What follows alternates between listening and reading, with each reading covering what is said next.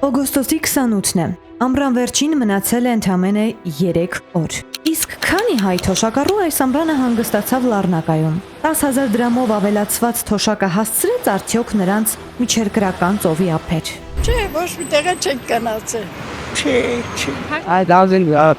գնացել։ Փաշինյանին են դիմում թոշակառուները Արմատ մեդիայի միջոցով։ Որտե՞ց Ատիբան թոշակառու մարդը որտե՞ց է ցալի։ Թոշակառուն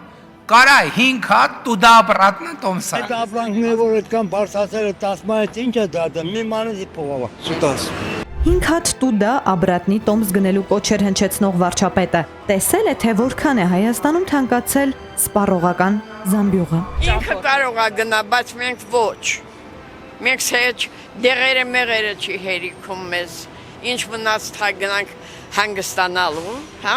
Փաշինյանը շատ բան կարող է ասել։ Հո ասելով չի։ Չէ, ինչու մեկնենք, աղջիկ ջան, չէ։